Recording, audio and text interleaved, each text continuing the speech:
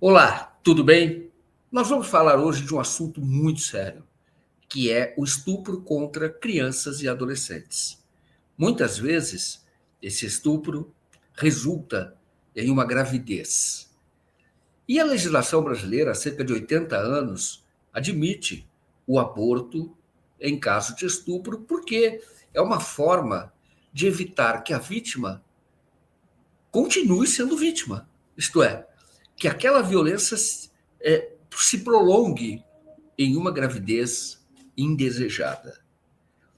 E existem muitos casos, infelizmente, de crianças e adolescentes que são abusadas por pessoas muito próximas. Às vezes por pessoas dentro de casa ou por pessoas que têm acesso a essa casa, amigos da família. Então, é algo, elas são sem proteção. E quando se resulta numa gravidez, o, é claro que o aborto é admitido legalmente. Só que os evangélicos, sobretudo, bancadas evangélicas, mas também católicos, cristãos, deputados que se dizem conservadores, desde que houve um caso em 2020 de uma menina de 10 anos que foi estuprada, engravidou e depois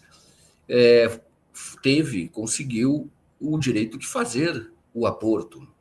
Desde então, existe um movimento para tentar mudar a legislação, dificultar um direito a essa criança. Desde então.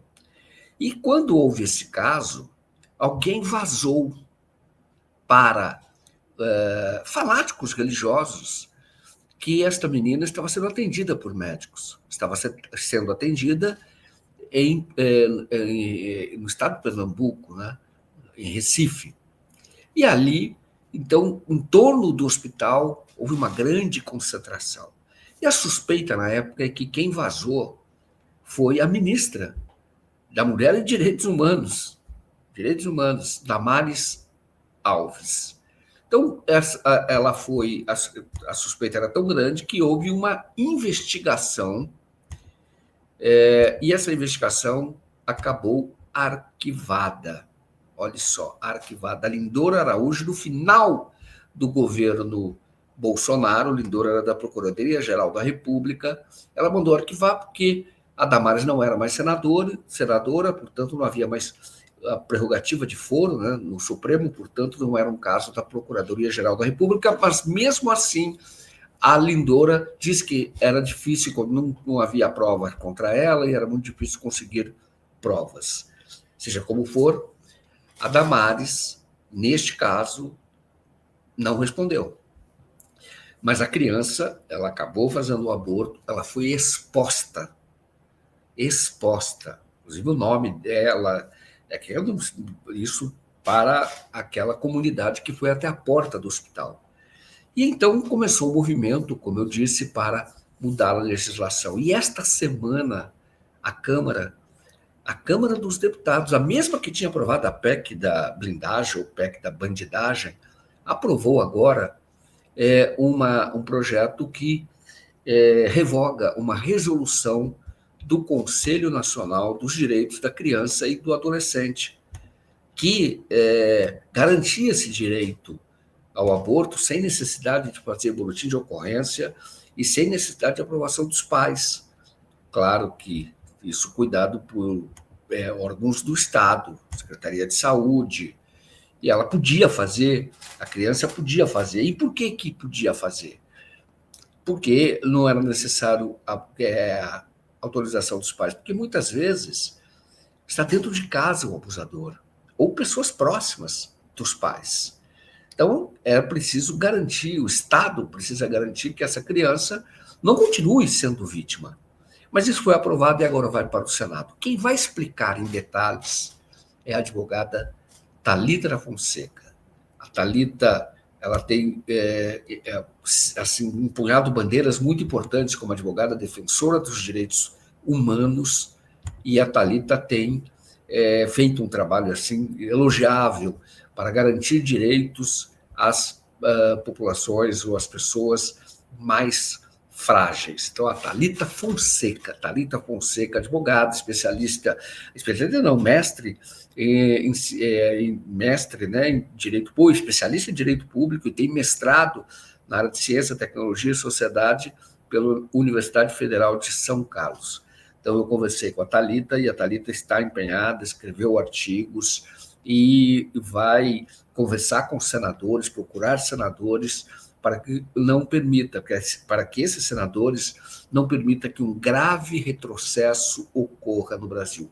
Fique com a entrevista e depois nós comentamos. Obrigado, boa noite a você. Deixa eu chamar aqui a Thalita Camargo. Thalita, boa noite. Thalita. Olá, boa noite a todos. Público 247, Joaquim. Obrigado, viu? Obrigado por atender o nosso convite, porque é muito necessário também falar com você hoje, em razão da decisão que foi tomada ontem pela Câmara, né, que foi a aprovação da urgência desse projeto.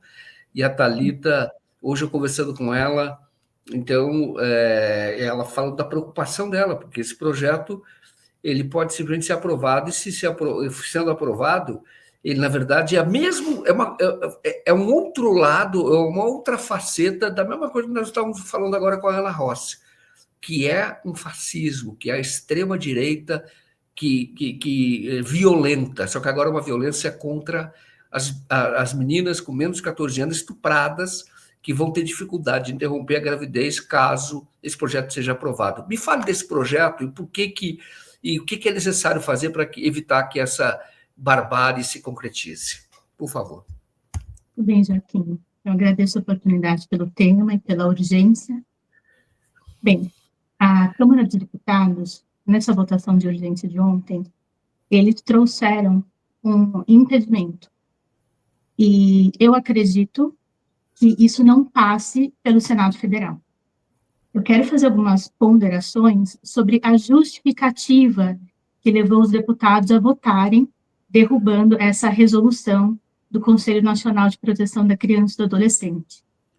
Primeiramente, os deputados que fizeram a proposta legislativa, eles falam que o Conselho Nacional de Proteção da Criança e do Adolescente, ele estaria invadindo uma competência do Legislativo.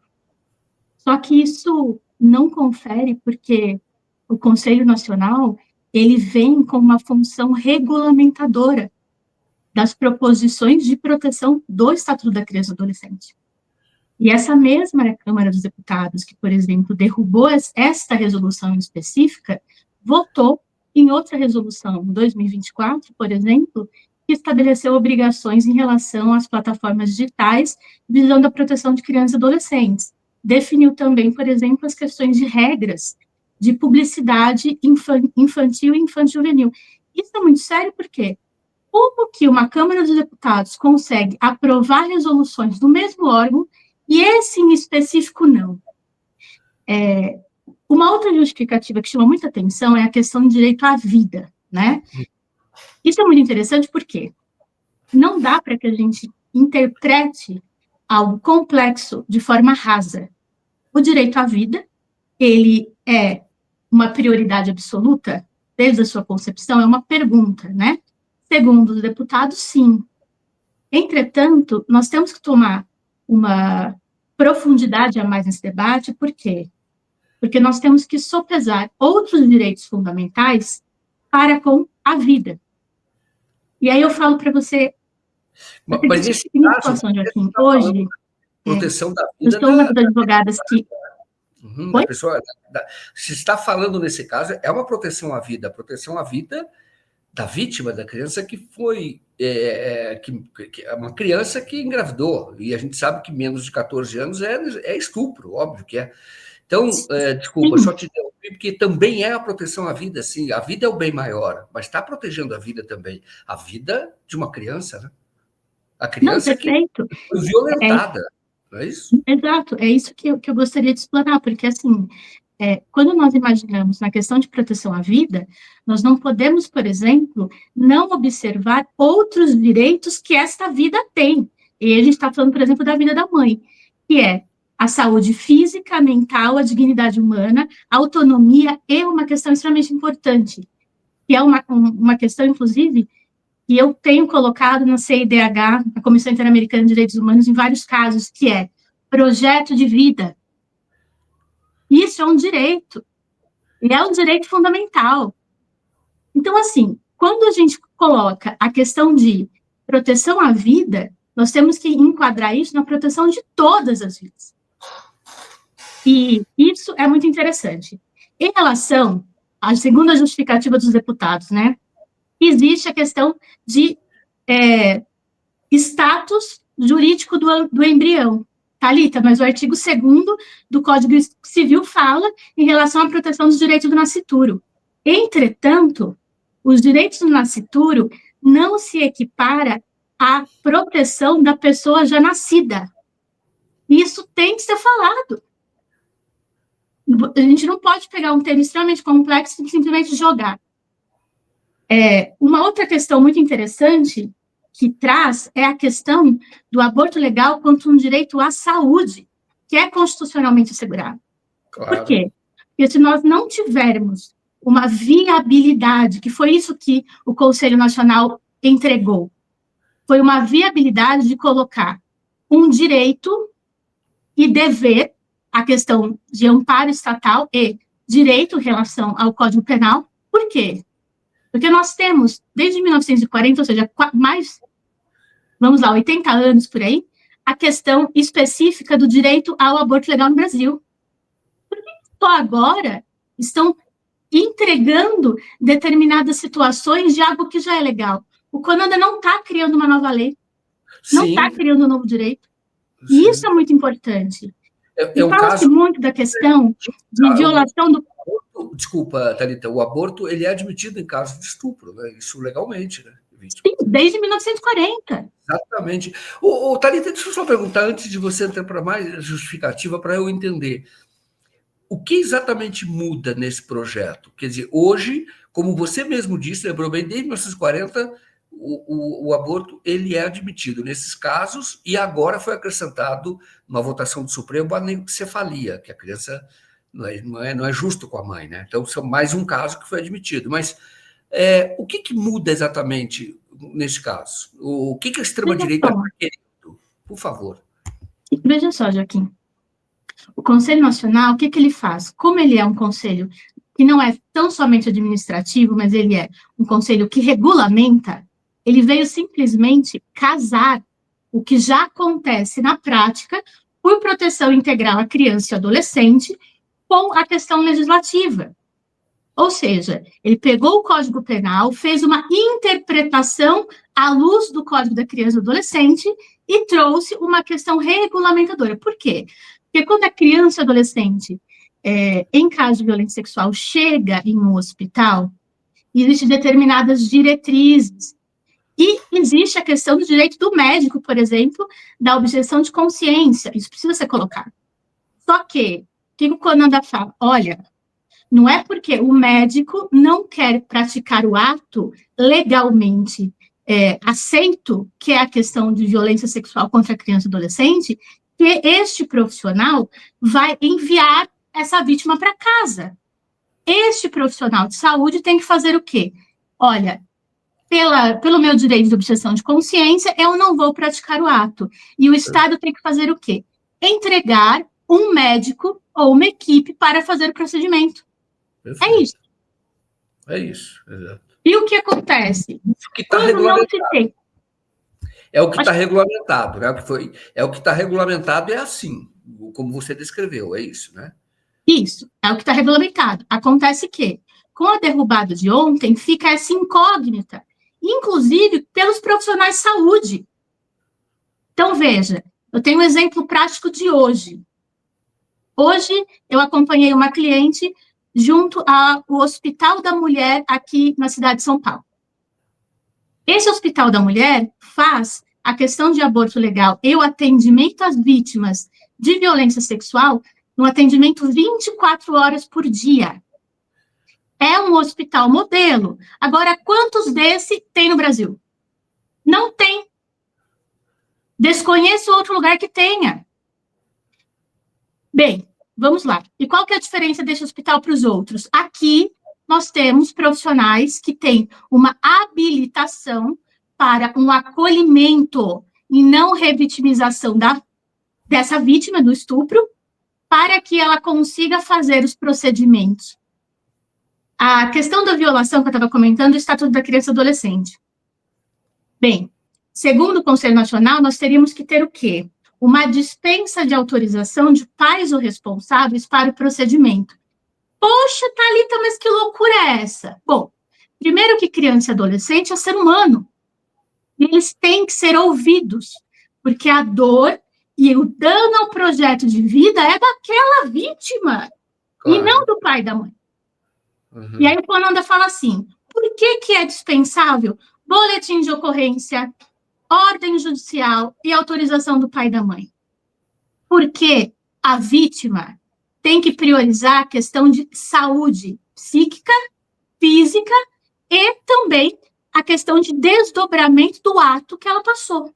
Ela não é obrigada a processar o seu agressor. E não sou eu, Thalita, quem está falando. Nós temos que imaginar e nos aprofundarmos no conhecimento, porque, Joaquim, 90% ou mais das vítimas, elas são violadas não porque estão andando na rua e aconteceu. Pessoas que elas conhecem, ou do núcleo familiar, ou de pessoas que têm laços, seja de amizade, etc., com o núcleo familiar daquela vítima. É verdade. Como é que a gente pode imaginar que essa vítima precisa de uma autorização, às vezes, do seu próprio agressor para fazer o procedimento? Isso é inviável. Claro. E isso é a prática do direito brasileiro na sociedade em que nós vivemos. Perfeito. Bom, existem outros pontos que têm que ser colocados também, que é a relação à dispensa, eu já falei, mas que existe um princípio em direito internacional, em relação a direitos humanos, que chama-se o não retrocesso. A partir do momento que o Brasil ele avança em relação a tratados internacionais, convenções, fazendo com que o país tenha aqueles norteadores internacionais na proteção de direitos humanos, não pode o país fazer com que uma norma, ainda mais uma norma como essa, infraconstitucional, colida com o que ele já disse para a sociedade internacional que vai fazer. E, no caso, a proteção da criança e do adolescente de forma maior, que é a questão de primazia dos interesses da criança e do adolescente no Brasil. Bom, estou falando isso também, por quê? Porque o Brasil ele não está sozinho na nossa dificuldade nesse enfrentamento que nós temos a partir de ontem.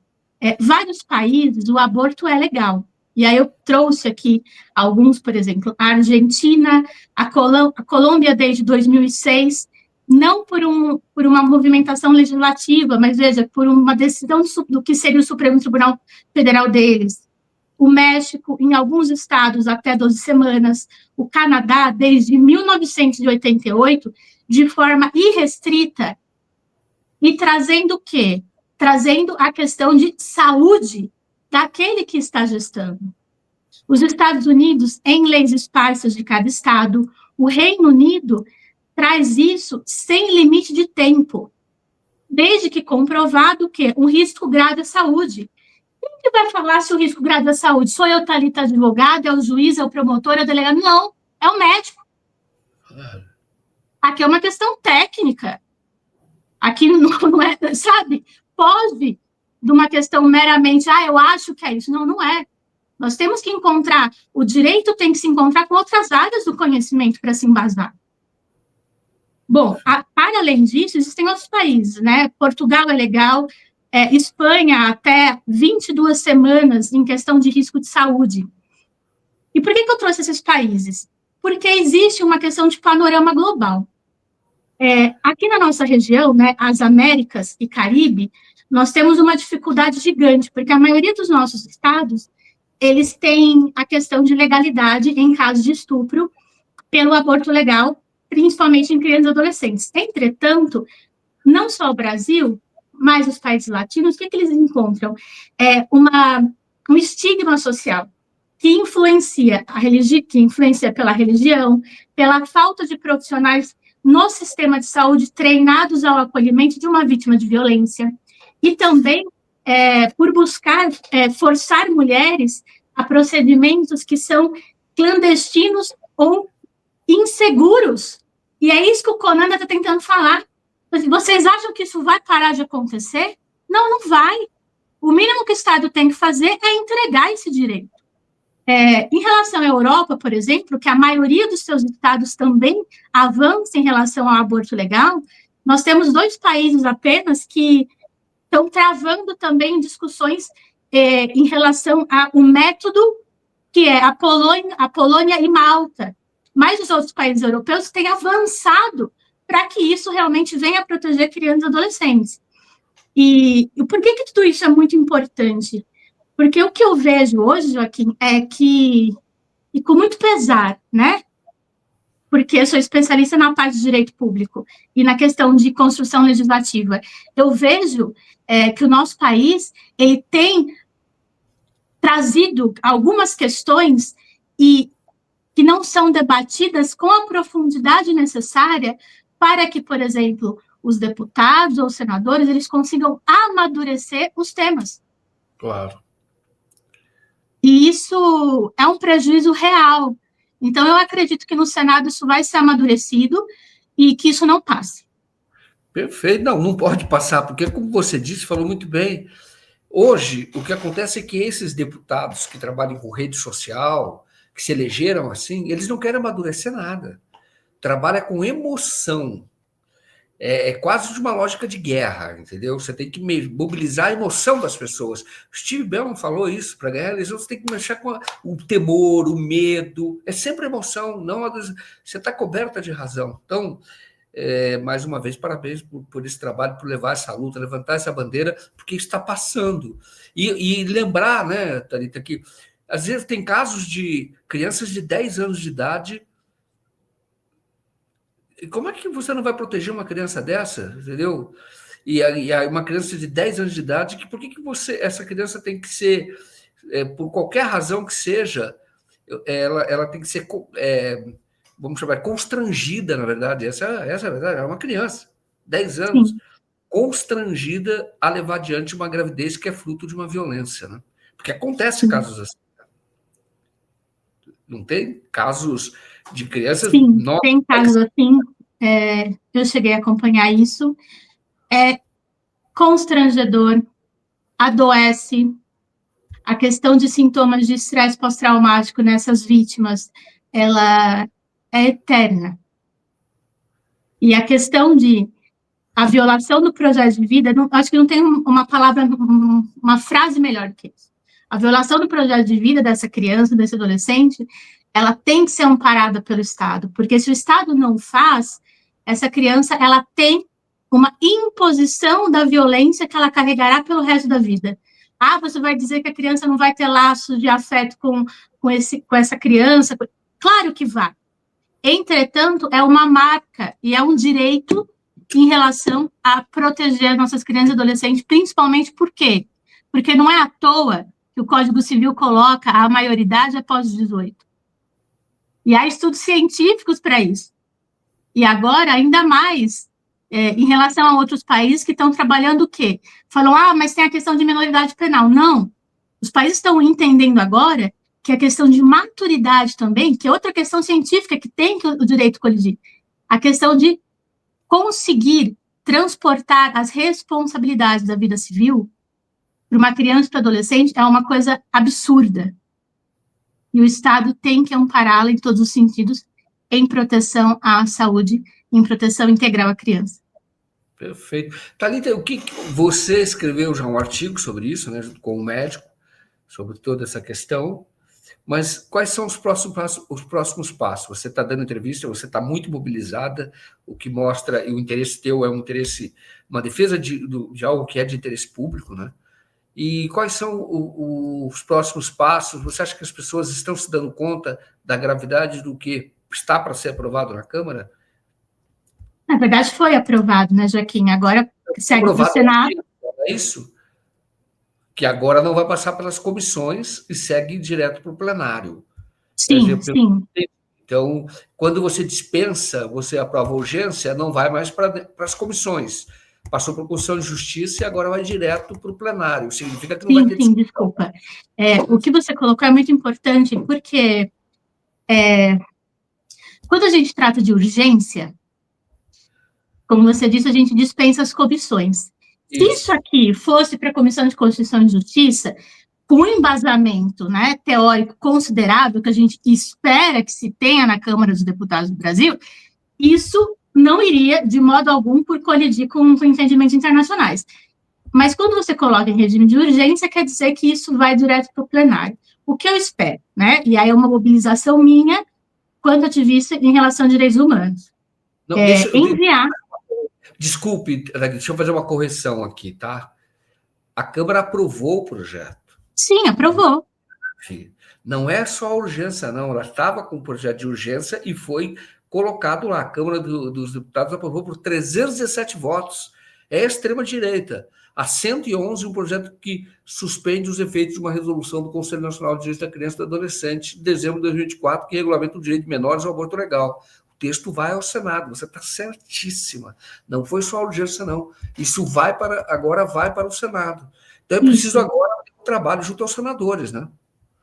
Sim, existe uma movimentação que eu costumo fazer, Joaquim, principalmente em temas controvertidos como esse, que é montar um documento que se chama advocacy e entregar, no caso, aos deputados, aos senadores, para que eles tenham um embasamento disso. E por que eu tomo esse cuidado? Porque quando eu pego o texto legal e eu vejo a justificativa que levou aquele texto, e o pensamento raso, né, que ali está, e como isso pode se desdobrar na vida das pessoas, eu acho que minimamente uma questão meio que civilizatória para mim é conseguir contribuir para que isso seja realmente tenha tomado o cuidado necessário com o tema, né, e a observância e o estudo. E é isso que eu pretendo fazer agora.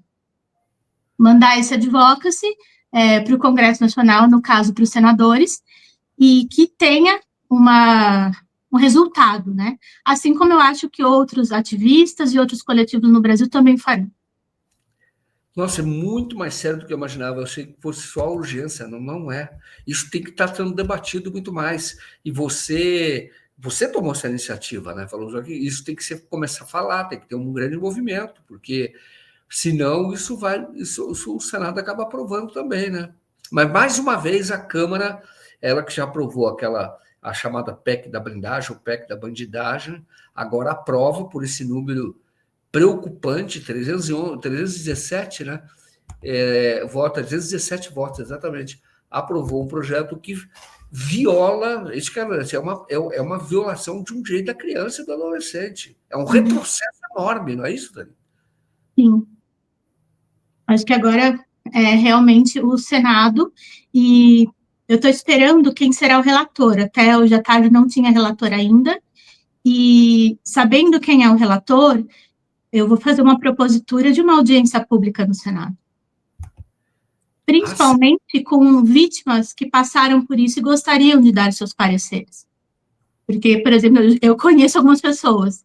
Então, assim, é importante e a gente espera, né, como eu disse, que o Senado Federal ele tenha maturidade para estudar o caso dessa lei que venha colidir com os nossos interesses quanto nação, até porque a ONU fala, Joaquim, que para que um país seja desenvolvido, não basta ter uma questão de justiça social, mas essa justiça social, ela tem que trazer também uma questão de desenvolvimento e proteção da mulher, em todas as fases da sua vida. Aí você fala, mas por quê, Thalita? Pela questão de cuidado. Intrínseca à figura da mulher, né? Mas isso é uma construção social? Sim, mas não é porque é uma construção social que nós temos que refutar essa questão. Então, ainda mais numa sociedade como a nossa, que, infelizmente, a cada dia tem criado leis de proteção, como a Lei Maria da Penha, né? E todas as suas vertentes, agora violência psicológica contra a mulher, que foi um grande marco no Brasil, porém, nós não temos ainda, Joaquim, a questão de prática e identificação dessas violências. E aí, quando a gente passa isso para uma criança e para um adolescente, que são por si só vulneráveis, é uma questão até perversa trazer um obstáculo para que eles tenham os seus direitos reconhecidos. Você foi no ponto. Durante muito tempo, criança e adolescente eram seres desprovidos de direitos no Brasil. Absolutamente desprovidos de direitos. Isso é conquista da civilização. Isso é uma conquista da civilização. Então, é meio que criança no tipo de, vamos ver se ela espera crescer. Quando ela crescer, lá depois de adulto, ela vai ter o direito. E aí não, depois a civilização foi dando direitos também às crianças, né? E muito interessante. E agora o que nós estamos vendo é um retrocesso. Mas é necessário, é um tema muito necessário, Thalita. Infelizmente, eu vou ter que encerrar por causa do nosso tempo, mas eu quero te agradecer por ter estado aqui, por ter falado nesse tema, tá? Eu vou continuar, é muito mais grave do que eu imaginava. Achei que fosse só urgência, não. Já passou por uma das casas legislativas. É claro que isso vai acabar sendo, se passar pelo Senado, vai ser vetado pelo presidente da República, eu tenho certeza, porque mas aí acontece, às vezes, do Congresso derrubar o veto, já ocorreu isso. Mas seja como for, não pode, neste momento, vacilar, né? Eu acho que a extrema-direita está crescendo, não pode, realmente tem que ficar sempre mobilizado. Vou te passar, então, para fazer um encerramento e muitíssimo obrigado mais uma vez. Agradeço, Joaquim, agradeço a todos que estão nos assistindo. Espero que todo mundo tenha curiosidade para fazer a leitura desse projeto de lei e da justificativa, e para que todo mundo consiga promover os debates, seja nas suas cidades, nos seus estados, em todos os lugares do Brasil que estão nos assistindo, e quem sabe nos encontramos em Brasília, porque eu vou tentar fazer um barulho no Senado. Claro. Ainda bem que existem pessoas como você, a Ana Rossi, que deu entrevista aqui, são pessoas que lutam sempre, né? Quer dizer, sempre. Estão compartilhando o seu conhecimento. Eu sei que você está fazendo esse tipo de trabalho pro bono, pelo interesse da causa pública. E isso faz toda a diferença, não consegue se calar. Muito bom, viu? Isso é muito importante. Muito importante mesmo. Joaquim. Estão a vida toda. Essas são imprescindíveis, como diria Bertolt Brecht. Não é isso? Vocês são imprescindíveis. Muitíssimo obrigado mais uma vez. Boa noite a todos e até mais.